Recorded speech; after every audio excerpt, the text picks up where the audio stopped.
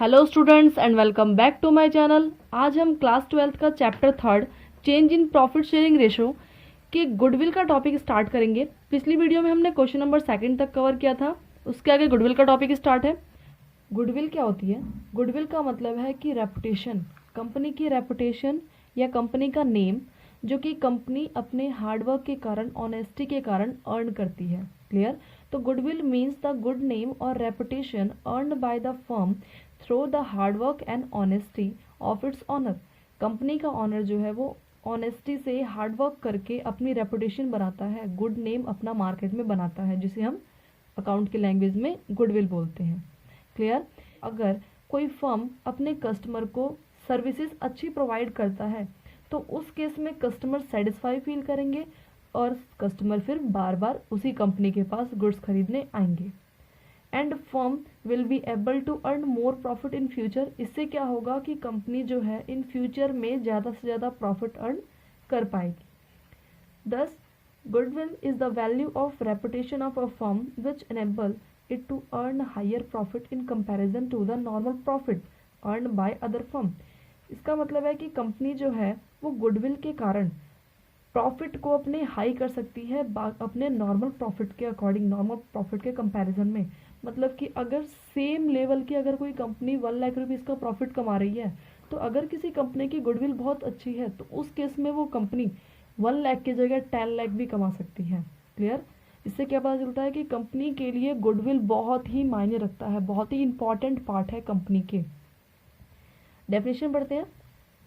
The term goodwill is generally use to donate the benefit arising from connection and reputation. मतलब goodwill जो है वो generally denote की जाती है बेनिफिट से, कि किसी कंपनी की अगर गुडविल अच्छी है, गुडविल है, इसका मतलब कि कंपनी बेनिफिट्स में है, बेनिफिट्स और ज़्यादा बढ़ेंगे उसके। कहाँ से? रेपुटेशन से। कंपनी के रेपुटेशन से ही तो जनरेट होते हैं प्रॉफिट्स। ओके, नेक्स्ट टॉपिक है कैरेक्टरिस्टिक्स और फीचर्स ऑफ गुडविल। गुडविल की फीचर्स क्या है? तो फर्स्ट है it is an intangible assets. अभी हमने मीनिंग में डिस्कस किया कि गुडविल का मतलब क्या होता है? रेपुटेशन। तो it is an intangible assets. Intangible का मतलब जिसे हम टच या सीन नहीं कर सकते। बिल्कुल सही, किसी भी कंपनी की रेपुटेशन को टच या सीन थोड़ी कर सकते हैं, बस हम फील कर सकते हैं। तो ये फर्स्ट पॉइंट क्या है? Intangible assets. Goodwill belong to the category of intangible assets. Goodwill एक इंटेंजिबल असेट्स है। It does not suffer wear और टीयर। हम इसे तोड़ फोड़ नहीं सकते, गुडविल को हम टच और सीन नहीं कर सकते, ओनली फील कर सकते हैं। इसलिए ये गुडविल क्या है? हमारी इंटेंजिबल असेट्स है। गुडविल किसी भी कंपनी के लिए बहुत ही इंपॉर्टेंट होती है। Next it is valuable assets. Goodwill बहुत ही वैल्यूएबल असेट्स है। Next it's helpful in earning access profit. जिस कंपनी की गुडविल जितनी ज़्यादा होगी इन फ्यूचर में वो कंपनी उतनी ही ज़्यादा प्रॉफिट अर्न करने के लिए एबल हो पाएगी। नेक्स्ट है its value is liable to constant fluctuation. ये कह रहे हैं कि कंपनी के प्रॉफिट्स बढ़ते जाएंगे अगर कंपनी की गुडविल अच्छी है तो। लेकिन अगर कंपनी की गुडविल डाउन है, मार्केट में रेपुटेशन नहीं है, डाउन होती जा रही है, तो इस केस में कंपनी के जो प्रॉफिट्स हैं वो भी डिक्लाइन होना शुरू हो जाएंगे, प्रॉफिट्स धीरे धीरे कम होना शुरू हो जाएंगे। Next it is a valuable only when the entire business is sold. जब कंपनी को पूरी तरीके से सेल किया जाएगा तभी हम उसकी एक्चुअल वैल्यू गुडविल की कैलकुलेट कर पाएंगे। Clear? Goodwill can not be sold in a part. Goodwill हम किसी पार्ट में सेल नहीं कर सकते।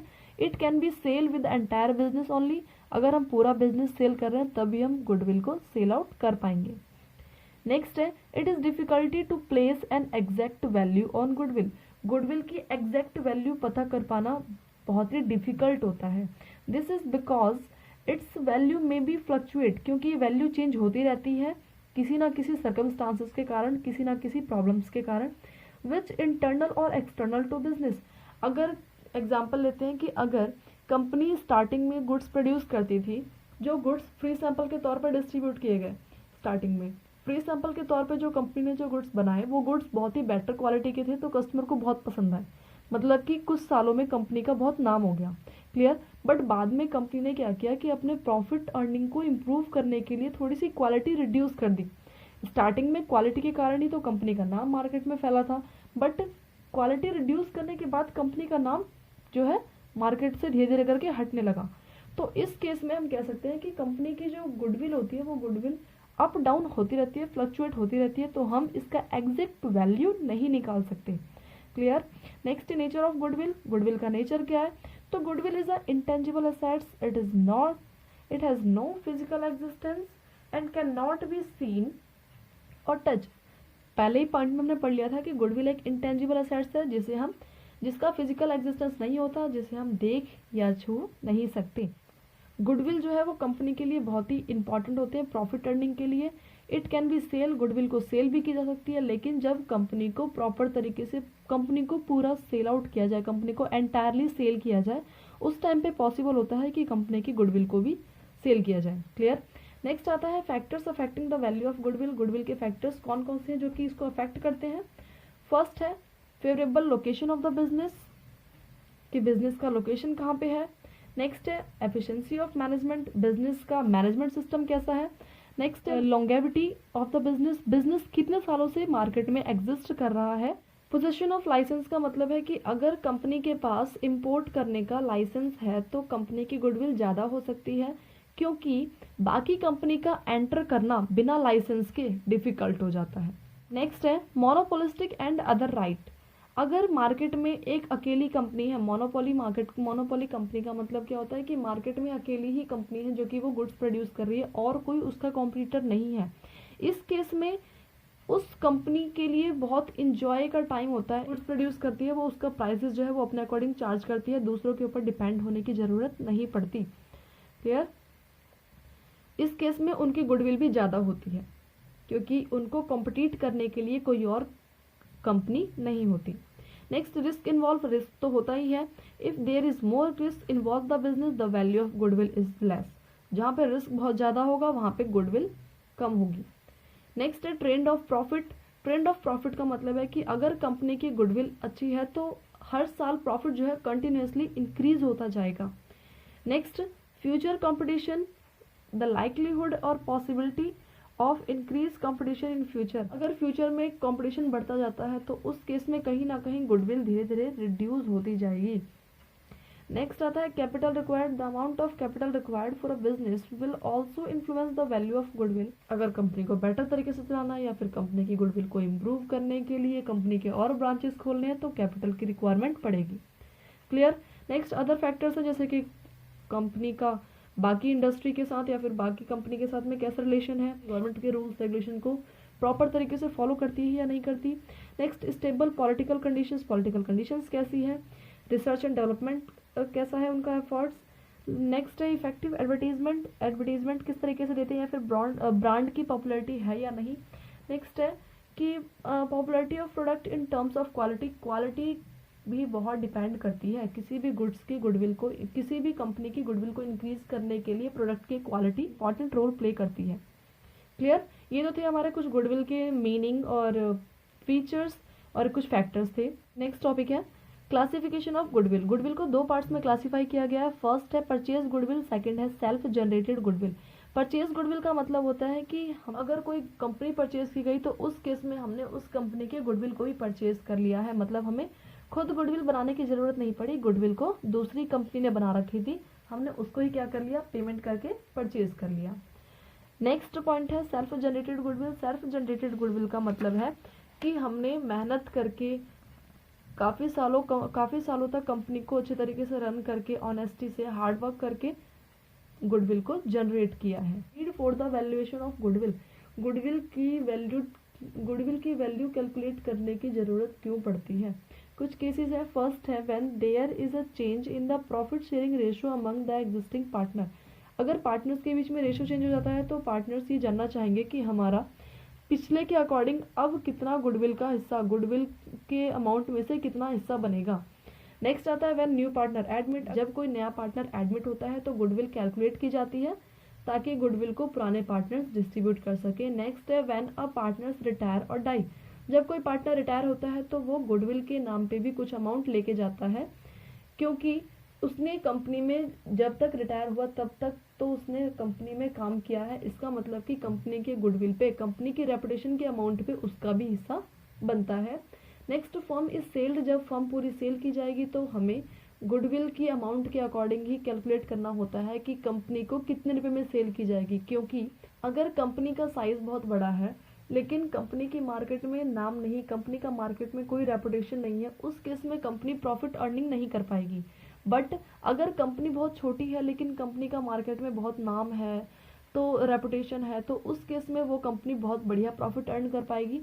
इसलिए कंपनी जब हम सेल करते हैं उस टाइम पे गुडविल का जो प्राइस है, गुडविल के जो अमाउंट है, वो बहुत ही इंपॉर्टेंट रोल प्ले करती है, क्योंकि गुडविल ही डिपेंड करती है किसी भी कंपनी की कि वो कंपनी कितने प्राइस में बिकेगी। नेक्स्ट आता है when the firm is amalgamated with the other firm. अगर कोई फर्म दूसरी कंपनी के साथ, दूसरी फर्म के साथ मिलकर कोई नाटक करती है, मतलब कि जो हमने स्टार्टिंग में थ्योरी में पढ़ा था कि अगर ए और बी दो पार्टनर हैं जिनका रेशो 2 और 1 है, और सी और डी दूसरी कंपनी के पार्टनर है जिनका रेशो 3 और 4 है। इस केस में अगर ये दोनों ए और बी कंपनी, सी और डी कंपनी अगर आपस में मिलकर अगर कोई नई कंपनी स्टार्ट करेंगे, तो इस केस में उस कंपनी के, नई कंपनी के जो मेंबर्स होंगे वो 1 ए बी सी डी होंगे, जिनका रेशो होगा 2 1 3 4। क्लियर? तो इस केस में ए और बी आपस में अमलगमेट होने से पहले, मतलब कि आपस में मिलके कोई नई कंपनी, एक साथ कंपनी स्टार्ट करने से पहले ये जरूर चेक करेंगे कि कंपनी की जो गुडविल है दोनों कंपनी की वो कितनी है। क्लियर? तो उस टाइम पे भी हमें गुडविल को कैलकुलेट करना होगा। ओके, नेक्स्ट आता है method of valuation of goodwill. इस चैप्टर में मेनली हम यही टॉपिक पढ़ने वाले हैं कि गुडविल को कैलकुलेट कैसे किया जाता है, किस किस मेथड के बेस पे कैलकुलेट किया जाता है। तो गुडविल को कैलकुलेट करने के 3 मेथड पढ़ेंगे। पहला है एवरेज प्रॉफिट मेथड, दूसरा सुपर प्रॉफिट मेथड, तीसरा है कैपिटलाइजेशन मेथड। फर्स्ट है average profit method. This is a very simple and widely followed method. बहुत ही सिंपल मेथड है। एवरेज प्रॉफिट निकालेंगे कि जितने भी प्रॉफिट्स हैं उन सबको ऐड कर देंगे और नंबर ऑफ ईयर से डिवाइड कर देंगे, तो हमारा क्या आ जाएगा, एवरेज प्रॉफिट। बट हमें इस क्वेश्चन में गुडविल भी निकालनी है, तो गुडविल कैसे निकालेंगे, एवरेज प्रॉफिट के अकॉर्डिंग टॉपिक चल रहा है, तो एवरेज प्रॉफिट मल्टीप्लाई में number of year purchase. Average profit अभी सॉल्व करना बताया मैंने आपको कि सारे प्रॉफिट्स को ऐड कर देंगे और नंबर ऑफ ईयर से क्या करेंगे, डिवाइड। तो क्या आ जाएगा हमारा average profit multiply number of year purchase के कितने ईयर के बेस पे, कितने ईयर के अकॉर्डिंग हम सॉल्व कर रहे हैं। क्वेश्चंस में गिवन होगा आपके पास, उसको हम क्या करेंगे, मल्टीप्लाई कर देंगे। ओके, नेक्स्ट क्वेश्चंस करने से पहले हम 2 टॉपिक और डिस्कस करेंगे। फर्स्ट एबनॉर्मल लॉस और सेकंड है abnormal gain. Abnormal gain, abnormal loss का मतलब क्या होता है कि ऐसे लॉस जो कि इन फ्यूचर पे डिपेंड करते हैं, मतलब हो भी सकते हैं और नहीं भी हो सकते। सेम इसी तरीके से एबनॉर्मल गेन, लॉस मतलब एक्सपेंस और गेन मतलब प्रॉफिट है। तो ऐसे प्रॉफिट जो कि इन फ्यूचर में हो भी सकते हैं और नहीं भी हो सकते। क्लियर? बट इसमें समझने वाली क्या बात है कि एबनॉर्मल लॉस जो है वो क्वेश्चंस में क्या हो जाएंगे, ऐड हो जाएंगे, लेकिन एबनॉर्मल गेन क्या हो जाएंगे, लेस। तो समझते हैं क्यों, ऐसा क्यों होगा। एबनॉर्मल लॉस का मतलब क्या पढ़ा हमने कि ऐसे लॉस जो कि फ्यूचर में हो भी सकते हैं, नहीं भी हो सकते, है ना। लेकिन अगर हमें लगता है कि इन फ्यूचर में लॉस होंगे, हो या ना हो, बट हम उसके लिए पैसे तो एडजस्ट करके रखते हैं। एग्जाम्पल लेते हैं कि अगर मान लो कि कंपनी के अगेंस्ट अगर कोई केस चल रहा है कोर्ट में, वो केस कंपनी के अगेंस्ट भी हो सकता है और कंपनी के फेवर में भी हो सकता है फाइनल में। बट कंपनी स्टार्टिंग में ही कुछ पैसे इकट्ठे करके चलती है, स्टार्टिंग से कुछ पैसे रिजर्व के तौर पे बना के चलती है। इसके लिए क्योंकि अगर कंपनी को अचानक से लॉस हो जाए तो कंपनी को इस केस में अपने प्रॉफिट्स में से पैसे ना निकालना पड़े, जिसे हम बोलेंगे एबनॉर्मल लॉस। मतलब ऐसे लॉस जो कि फ्यूचर में डिपेंड करते हैं, वो हो भी सकते हैं, नहीं भी हो सकते, बट फिर भी कंपनी उसके लिए पैसे इकट्ठे करती है, तो इसे हम क्या कर रहे हैं, ऐड। नेक्स्ट आता है एबनॉर्मल गेन। एबनॉर्मल गेन का मतलब कि ऐसे गेन जो कि इन फ्यूचर पे डिपेंड करते हैं, हो भी सकते हैं, नहीं भी हो सकते हैं, बट अब ये लेस क्यों होते हैं। एग्जाम्पल लेते हैं, जैसे कि हमें लगता है कि नई गवर्नमेंट पॉलिसी के अकॉर्डिंग हमारी कंपनी को 10,000 रुपीज़ का प्रॉफिट होने वाला है, मतलब कि 10,000 रुपीज़ हमारी कंपनी को गवर्नमेंट की तरफ से मिलने वाला है। तो इस केस में क्या हम अपने रॉ मटेरियल को परचेज नहीं करेंगे अभी? क्या ये सोच के छोड़ देंगे कि जब गवर्नमेंट हमें सब्सिडी प्रोवाइड करेगी तब हम उस 10,000 रुपीज़ का यूज़ करके रॉ मटेरियल परचेज करेंगे? इस बेस पे तो हम नहीं बैठ सकते, इसीलिए ये अमाउंट क्या होगी, लेस, मतलब कि इस अमाउंट को हम इंक्लूड करके नहीं चलेंगे, क्योंकि ये फ्यूचर पर डिपेंड करता है कि हमें प्रॉफिट होगा या नहीं होगा। Clear. Third question, goodwill valuation, goodwill valued करनी है एवरेज प्रॉफिट मेथड के अकॉर्डिंग गुडविल निकालनी है। Goodwill of a firm is valued at 4-year purchase of average profit of the last 5 year. Profit दे रखा है 2013-14 का, 2013-14 ये ईयर, ये है प्रॉफिट। 13-14 की अमाउंट है 2 लाख रुपीज़ की। नेक्स्ट 14-15 की अमाउंट है 3 लाख रुपीज़, बट ये ब्रैकेट का मतलब है कि 3 लाख रुपीज़ नेगेटिव में है। ओके। नेक्स्ट है 15-16।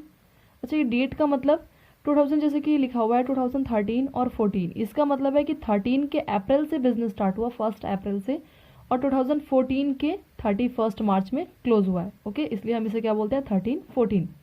नेक्स्ट 15-16। 15-16 की जो अमाउंट है वो है 4,50,000 रुपीज़, बट इंक्लूड है इसमें एबनॉर्मल गेन, और अभी हमने कंसेप्ट पढ़ा कि एबनॉर्मल गेन क्या होता है, लेस। तो हम लेस कर देंगे 50,000 रुपीज़, लेस करके क्या आ गया, ये 4 लाख रुपीज़ 2015-16 की। नेक्स्ट 2016-17। 16-17 की अमाउंट है 3,50,000 रुपीज़, बट इसमें से एबनॉर्मल लॉस चार्ज करने के बाद, और एबनॉर्मल लॉस क्या होता है, ऐड, तो ऐड कर देंगे 90,000 रुपीज़, इसका मतलब कि 4,40,000। नेक्स्ट 2017-18 की अमाउंट 2,60,000। क्लियर। हमें इस क्वेश्चन में कैलकुलेट करना है गुडविल, और गुडविल भी कैसे कैलकुलेट करना है, वो भी हमें एवरेज प्रॉफिट मेथड के अकॉर्डिंग। तो सबसे पहले हम इस क्वेश्चन में निकालेंगे average profit. Average profit, average profit का फॉर्मूला होता है टोटल प्रॉफिट,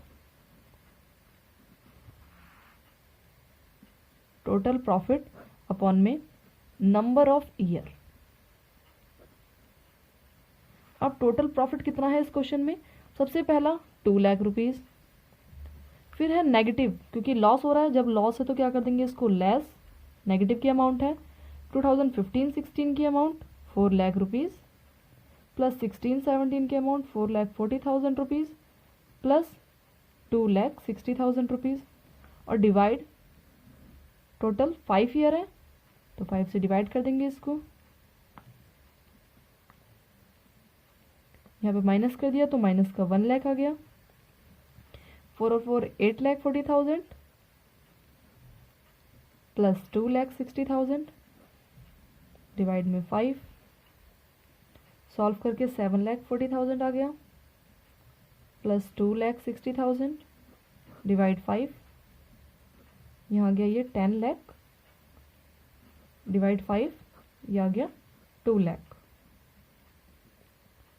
हमें इसमें गुडविल कैलकुलेट करना है एवरेज प्रॉफिट के अकॉर्डिंग। इसका मतलब कि एवरेज प्रॉफिट का यूज़ तो करेंगे, बट हमें निकालना क्या है क्वेश्चन में, गुडविल। तो हम लगाएंगे गुडविल का फॉर्मूला, गुडविल बराबर एवरेज प्रॉफिट मल्टीप्लाई में number of year purchase. Goodwill की अमाउंट के लिए एवरेज प्रॉफिट चाहिए, तो एवरेज प्रॉफिट है 2 लाख रुपीज़, मल्टीप्लाई में नंबर ऑफ ईयर परचेज है।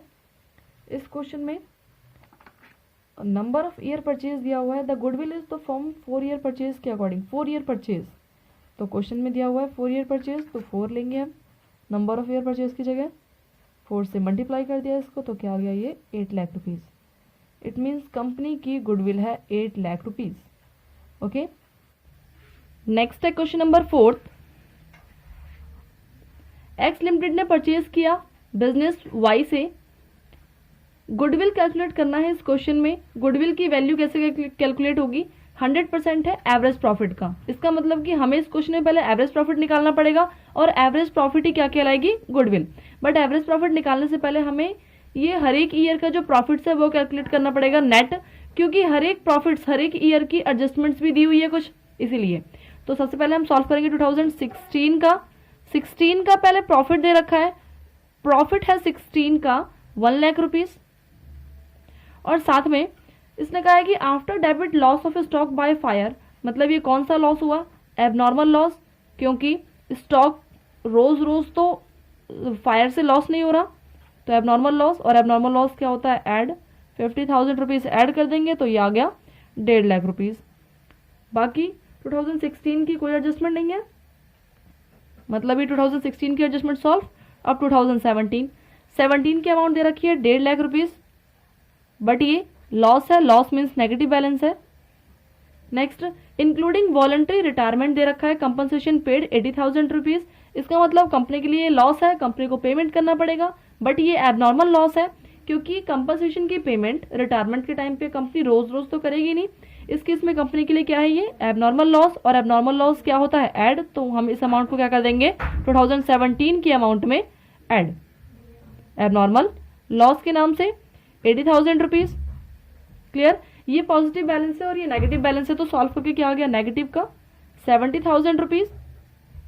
नेक्स्ट आगे 2017 से रिलेटेड अमाउंट है, during the year ended 31 March 2017 a machine got destroyed in accident, एक मशीन डिस्ट्रॉयड हो गई है, 60,000 rupees was written off as loss in P&L account. 60,000 rupees की मशीन डिस्ट्रॉयड हो गई है एक्सीडेंट से, इस केस में ये क्या है, एबनॉर्मल लॉस, और एबनॉर्मल लॉस क्या होता है, ऐड। इसको भी हम ऐड कर देंगे, ऐड एबनॉर्मल लॉस, बट इसके लिए हमें लिखना ही पड़ेगा कि एबनॉर्मल लॉस कौन सा है, ये मशीन, यहाँ पे लिख देंगे हम, मशीन गॉट डिस्ट्रॉयड। अमाउंट है 60,000 रुपीज़, 70,000 रुपीज़ नेगेटिव बैलेंस है और 60,000 पॉजिटिव बैलेंस है, इसका मतलब सॉल्व करके 10,000 रुपीज़ ऑफ नेगेटिव बैलेंस ये आ गया। और अभी पिछले एडजस्टमेंट में एबनॉर्मल लॉस तो था, लेकिन कौन सा, compensation paid, retirement compensation paid, compensation paid. Okay, next 2017 की भी अमाउंट सॉल्व। अब 2018 की अमाउंट, 18 की अमाउंट के लिए दे रखा है सबसे पहले प्रॉफिट 1.5 लाख रुपीज़ का, ये है प्रॉफिट। और नेक्स्ट 2018 के लिए 1 जुलाई 2017 में 2 कंप्यूटर परचेज की है, 40,000 रुपीज़ ईच है। इसका मतलब कि कंपनी के लिए असेट्स है 40 और 40 80,000 रुपीज़, 2 कंप्यूटर्स परचेज किए, but were debit to travelling expenses, लेकिन इसने गलती से ट्रैवलिंग एक्सपेंसेस में डाल दिया है। लेकिन ये जो हमने कंप्यूटर परचेज की वो हमारी कंप्यूटर क्या है, असेट्स, असेट्स से मतलब कंपनी के लिए, कंपनी की जो प्रॉफिट्स हो रहे हैं इस प्रॉफिट्स में क्या हो जाएंगे, ये ऐड। तो ऐड कर लेंगे हम इसको, असेट्स को ब्रैकेट में लिख देंगे, असेट्स कौन सी है, कंप्यूटर। अमाउंट है 80,000 रुपीज़, कैसे आया, 40,000 मल्टीप्लाई 2 करके, क्योंकि 2 कंप्यूटर्स है, ऐड करके आ गया ये 2,30,000 rupees. Next, which was depreciate 10% state line method के अकॉर्डिंग, इस पर डेप्रिशिएशन लगाना है, और डेप्रिशिएशन लगाना है हमें 80,000 रुपीज़ की मशीन पे। 80,000 रुपीज़ की मशीन, 10% का डेप्रिशिएशन, और हमने इस मशीन को परचेज कब किया है, 1 जुलाई 2017 को। जुलाई के बाद हमने 9 मंथ यूज़ किया, तो 9/12, ये 20 से 20 कैंसिल, 3 3 9, 3 4 12, 4 2 8, ये आ गया 2,000 मल्टीप्लाई करके, ये 6,000 रुपीज़ का डेप्रिशिएशन। और डेप्रिशिएशन क्या होगा, माइनस कर देंगे इस डेप्रिशिएशन को, डेप्रिशिएशन ये माइनस करके आ गया 2,24,000 रुपीज़, ये आ गया 2018 का बैलेंस। नेक्स्ट 2019 की अमाउंट, 19 में दे रखा है सबसे पहले प्रॉफिट, तो प्रॉफिट लेंगे, प्रॉफिट की अमाउंट है 2 लाख रुपीज़। 2018 में मशीन के ऊपर डेप्रिसिएशन हमने कैलकुलेट किया था 6,000 रुपीज़, और इस क्वेश्चन में इसने कहा स्ट्रेट लाइन मेथड के अकॉर्डिंग हमें सॉल्व करना है। स्ट्रेट लाइन मेथड का मतलब क्या होता है कि जो हमारा रिमेनिंग बैलेंस बचा है हम उस पर डेप्रिसिएशन ना लगा के दोबारा ओरिजिनल वैल्यू पे ही डेप्रिसिएशन लगाते हैं। 11th क्लास में है डेप्रिसिएशन का कंसेप्ट, तो इसका मतलब है कि 2019 में भी जो डेप्रिसिएशन कैलकुलेट होगा वो होगा 80,000 रुपीज़ के ऊपर 10%। मंथ कैलकुलेट नहीं होगा क्योंकि जब 2018 के 31 मार्च को ये प्रॉफिट निकाल चुके हैं, इसका मतलब कि 2018 के अप्रैल से स्टार्ट हुआ है नेक्स्ट ईयर, और अप्रैल से अगर मार्च तक काउंट करेंगे तो टोटल 12 मंथ है, 12/12, कोई मतलब नहीं बनता इसका। तो ये 20 से 20 कैंसिल, ये आ गया 8,000 रुपीज़ का डेप्रिशिएशन। और डेप्रिशिएशन की अमाउंट क्या हो जाएगी, लेस डेप्रिशिएशन, ये लेस करके अमाउंट आ गई 1,92,000। क्लियर है। 2016 का अमाउंट आ गया, 17 की अमाउंट आ गई, और ये 18 की अमाउंट, और ये 19 की अमाउंट। सबसे पहले हम इस क्वेश्चन में क्या निकालेंगे, गुडविल हमें निकालनी है, बट गुडविल से पहले इसने कहा कि एवरेज प्रॉफिट का 100% है, तो पहले हम इस क्वेश्चन में निकालेंगे एवरेज प्रॉफिट। तो ये एवरेज प्रॉफिट, और एवरेज प्रॉफिट कैसे निकालते हैं, सारे ईयर्स की जो प्रॉफिट्स है उनको ऐड कर देंगे, प्रॉफिट या लॉस जो है। तो यहाँ पे आ गया आपके पास 2016 में 1,16 में 1.5 लाख का प्रॉफिट है, 17 में 10,000 रुपीज़ बट नेगेटिव है तो ब्रैकेट यूज़ करेंगे, 18 में 2,24,000 रुपीज़ है, और 19 में 1,92,000 रुपीज़ है, और डिवाइड में 4, क्योंकि टोटल 4 ईयर का प्रॉफिट या लॉस हम ले रहे हैं। इनको सॉल्व करेंगे तो ये आ गया 1.5 लाख अमाउंट, ये नेगेटिव 10,000 रुपीज़ प्लस 2,24,000 की अमाउंट, वापस से वही अमाउंट पहले भी उतार रहे हैं हम, ये अपॉन में 4, टोटल 4 ईयर का प्रॉफिट है, माइनस करके आ गया पहले 1,40,000 प्लस 2,24,000 प्लस 1,92,000 डिवाइड में 4, इनको ऐड किया, यह आ गया 3,64,000 प्लस में 1,92,000 और डिवाइड में 4। क्लियर। ये ऐड करके आ गया 5,56,000 डिवाइड 4, 4 से डिवाइड कर दिया इसको, तो ये आ गया 1,39,000।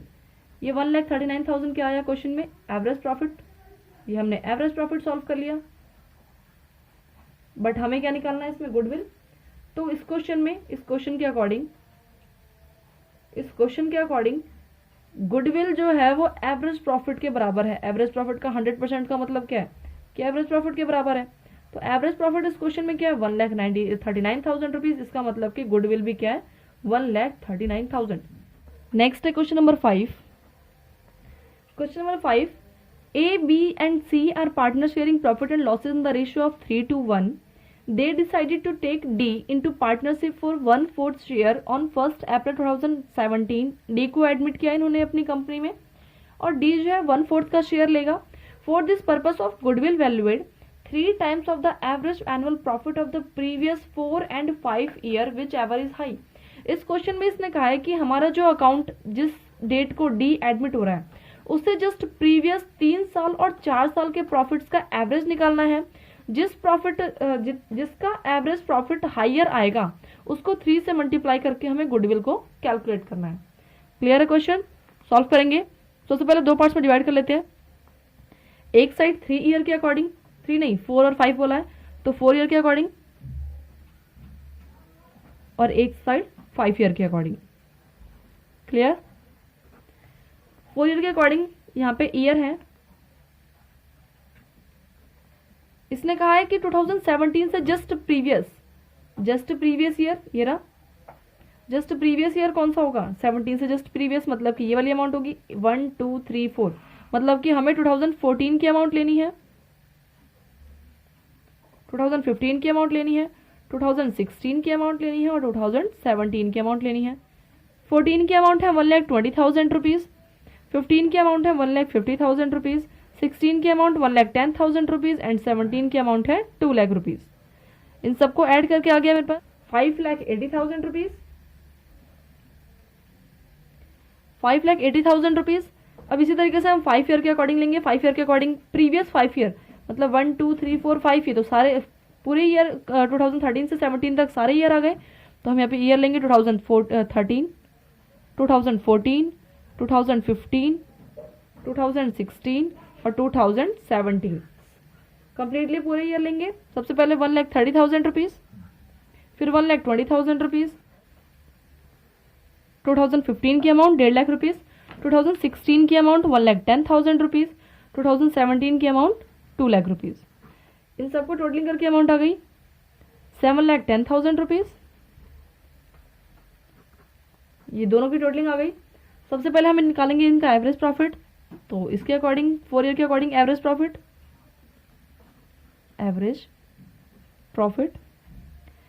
प्रॉफिट कैसे निकालेंगे? टोटल प्रॉफिट और डिवाइड में नंबर ऑफ ईयर। तो 4 ईयर है यहाँ पे, और इस केस में 5 ईयर है, तो हम इसमें 5 ईयर से डिवाइड करेंगे।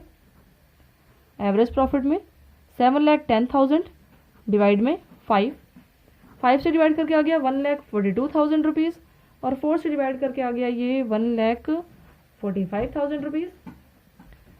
इस केस में 1,45,000 रुपीज़ मतलब कि 4 ईयर का जो एवरेज प्रॉफिट आया है वो ज़्यादा अमाउंट है।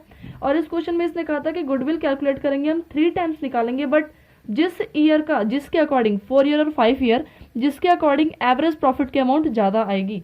तो इसका मतलब कि हमें इसमें गुडविल कैसे कैलकुलेट करना है? 1,45,000 rupees multiply 3, goodwill equal 1,45,000 rupees multiply 3, ये मल्टीप्लाई करके आ गया 4,35,000 रुपीज़। ये क्या है? गुडविल की अमाउंट। क्लियर? नेक्स्ट है question number 6। A, B and C are partner sharing profit and losses in the ratio equally. They agree हो गए वो डी को एडमिट करने के लिए इक्वल शेयर पे। For this purpose of goodwill valuate 3 year purchase of average profit last 5 year. 5 years का profit दे रखा है, हमें प्रॉफिट्स के एवरेज निकालना पड़ेगा सबसे पहले, और एवरेज प्रॉफिट को 3 से मल्टीप्लाई करके गुडविल कैलकुलेट हो जाएगा। सबसे पहले हम लेंगे 2013 का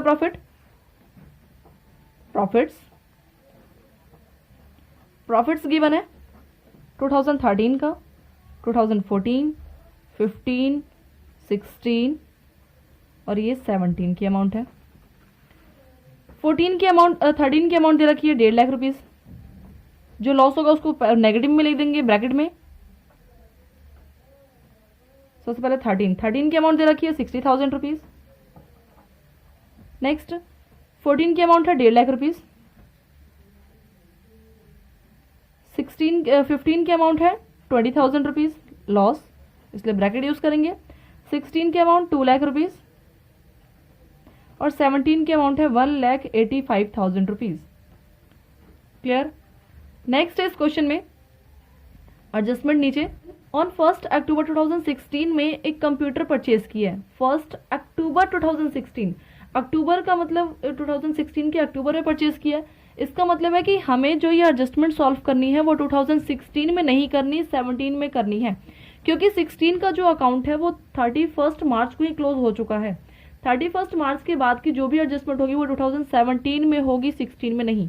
क्लियर है पॉइंट? क्योंकि मार्च के बाद का एडजस्टमेंट है। तो हम इसको 2017 में सॉल्व करेंगे। 17 के अमाउंट में कंप्यूटर परचेज किया है 40,000 रुपीज़ का। कंप्यूटर परचेज किया, इसका मतलब कि ये अमाउंट ऐड हो जाएगी 2017 में, add 40,000 rupees. Next, and debit to the office expenses. इसने गलती से ऑफिस एक्सपेंस पर डाल दिया था, बट ये हमारा एसेट्स है इसलिए हमने ऐड कर दिया। आगे इस पर डेप्रिसिएशन लग रहा है 25% का, तो डेप्रिसिएशन लगा देंगे 40,000 रुपीज़ के ऊपर। 40,000 रुपीज़ का असेट्स है जिसके ऊपर 25% का डेप्रिसिएशन, और साथ में हमने अक्टूबर में स्टार्ट किया, इसका मतलब कि 6 मंथ तक यूज़ किया है, तो 6 मंथ का हम इसके ऊपर डेप्रिसिएशन लगाएंगे। 6 2 12, 20 से 20 कैंसिल, 2 2 4, ये आ गया 200, मल्टीप्लाई करके आ गया 5,000 रुपीज़। इट मीन्स 5,000 रुपीज़ का क्या है? डेप्रिसिएशन, और डेप्रिसिएशन की अमाउंट क्या होती है? लेस। तो हम इसको कर देंगे 2017 के अमाउंट में से लेस 5,000 रुपीज़। पहले ये ऐड करके अमाउंट आ गई 2,25,000 रुपीज़ माइनस 5,000 रुपीज़, ये आ गया 2,20,000।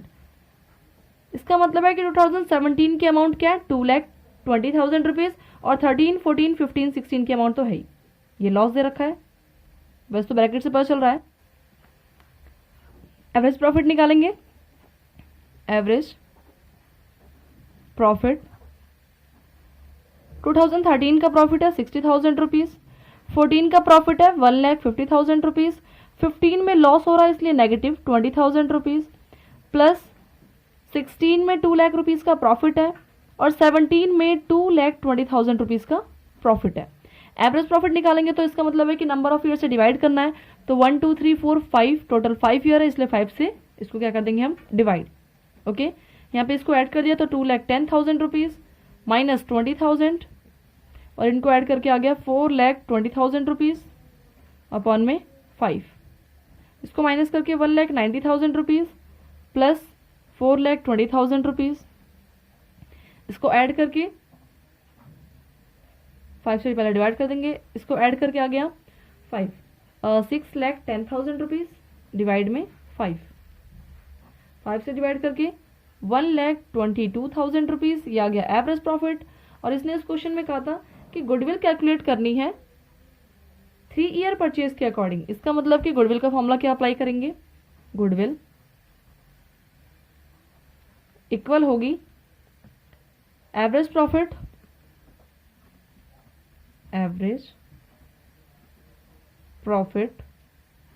Multiply number of year purchase. Average profit है 1,22,000 rupees multiply number of year purchase 3 से मल्टीप्लाई कर दिया तो ये आ गया 3,66,000 रुपीज़। क्लियर, ये हमारा क्वेश्चन नंबर 6 कंप्लीट। नेक्स्ट है question number 7, the profit earned bye a firm during the last 4 year. 4 year का कुछ प्रॉफिट दे रखा है किसी फर्म का, कैलकुलेट करना है हमें इसमें गुडविल की value on the basis of 3 year purchase of weighted average profit. Weighted दे रखा है इसमें 1, 2, 3, 4 2013, 14, 15, 16 का। इसका मतलब कि लाइन वाइज दे रखा है 13 का 1, 14 का 2, 15 का 3 वेटेज और 16 का 4 वेटेज। इन क्वेश्चंस में सबसे पहले हमें निकला है ईयर, फॉर्मेट इसका थोड़ा चेंज हो जाएगा, ईयर, नेक्स्ट है प्रॉफिट, नेक्स्ट वेट्स और नेक्स्ट प्रोडक्ट। सबसे पहले ईयर 2013, 2014, 2015 और 2016। 13 में प्रॉफिट है 80,000 रुपीज़, 14 में प्रॉफिट है 1 लाख रुपीज़, 15 में 1,10,000 रुपीज़ और 16 में 1,50,000 रुपीज़ का प्रॉफिट। वेट्स दे रखा है 1, 2, 3, 4। नेक्स्ट हमें करना है प्रोडक्ट, प्रोडक्ट मतलब वही मल्टीप्लाई करना है जो मैथ्स में करते हैं। 80,000 रुपीज़, यह आ गया 2 लाख रुपीज़, नेक्स्ट 3,30,000 रुपीज़ और नेक्स्ट है ये 6 लाख रुपीज़। इन सबको ऐड करेंगे टोटलिंग तो ये आ गया 12,10,000 रुपीज़। इस क्वेश्चंस में जो वेटेज वाले क्वेश्चंस थे उसमें थोड़ा सा फॉर्मेट चेंज हो जाता है, पहले हम प्रोडक्ट की टोटलिंग करते हैं और नेक्स्ट फिर वेट की टोटलिंग, ये आ गया 10। और इसमें हमारा जो एवरेज प्रॉफिट है, नॉर्मली क्वेश्चंस में क्या था कि टोटल हम प्रॉफिट्स को बस ऐड कर लेते थे और नंबर ऑफ ईयर से डिवाइड करते थे, बट इन वेटेड वाले क्वेश्चंस में एवरेज प्रॉफिट वेट्स के अकॉर्डिंग ही निकालना है। कैसे, टोटल प्रोडक्ट अमाउंट डिवाइड में total of weights. Total product amount है 12,10,000 रुपीज़ और टोटल वेट्स है 10 से डिवाइड कर दिया इसको तो ये आ गया 1,21,000 रुपीज़। क्लियर, ये आ गया एवरेज प्रॉफिट। और नेक्स्ट गुडविल का तो कंसेप्ट सेम है, जो क्वेश्चंस में कहा गया उसी के अकॉर्डिंग सॉल्व करेंगे। तो गुडविल बोला है इसने कि 3 ईयर परचेज के अकॉर्डिंग, तो सबसे पहले हम लिखेंगे एवरेज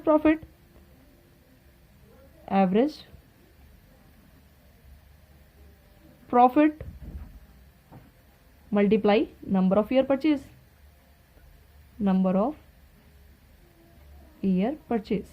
एवरेज प्रॉफिट है 1,21,000 rupees multiply number of year purchase है 3, तो 3 से मल्टीप्लाई करके आ गया 3,63,000 रुपीज़। ये आ गई गुडविल की अमाउंट। क्लियर है क्वेश्चन। नेक्स्ट वीडियो में हम आगे की 8 क्वेश्चन से आगे कंटिन्यू करेंगे। अगर आपको ये वीडियो हेल्पफुल लगी हो तो please like, share and subscribe करना ना भूलें। Thanks for watching.